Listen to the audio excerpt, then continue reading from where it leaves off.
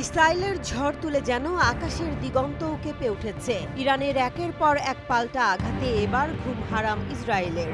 চোখে অন্ধকার দেখছেন প্রধানমন্ত্রী বেনিয়ামিন নেতানিয়াহু।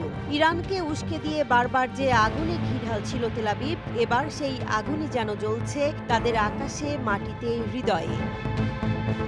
ইসরায়েলের আকাশ প্রতিরক্ষা ব্যবস্থা একের পর এক হামলা ঠেকাতে ব্যর্থ, আর সেই ব্যর্থতা যেন নেতানিয়াহুর চোখে মুখে ভয়ের ছায়া হয়ে নেমে এসেছে। পরিস্থিতি এতটাই নিয়ন্ত্রণের বাইরে যে রাজধানী তেল আবিব থেকে পালাতে শুরু করেছে সাধারণ ইসরায়েলিরা। নিজেরাই জানাচ্ছে নাগরিকদের সরে যেতে, নিরাপদ আশ্রয় নিতে।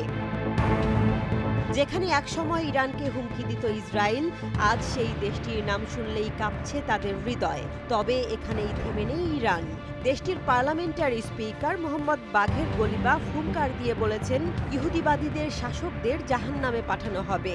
যারা আমাদের বিজ্ঞানীদের হত্যা করেছে তাদের কেউ রেহাই পাবে না। পার্লামেন্টের উন্মুক্ত অধিবেশনে গলিবাফ আরও বলেন, গত কয়েক রাত ধরে ইহুদিবাদীরা ঘুমাতেও পারছে না। আক্রমণকারীরা অনুতপ্ত না হওয়া পর্যন্ত আতঙ্কে থাকবে ইসরায়েল।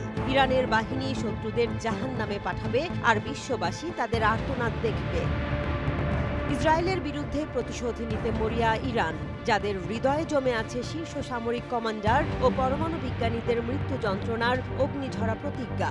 এ প্রতিজ্ঞা আর প্রতিরোধ মিলিয়ে মধ্যপ্রাচ্যে যেন রচিত হচ্ছে নতুন যুদ্ধের চিত্রনাট্য, যেখানে আতঙ্ক, আগুন আর আক্রোশে প্রতিদিনই বদলাচ্ছে ইতিহাসের পৃষ্ঠা।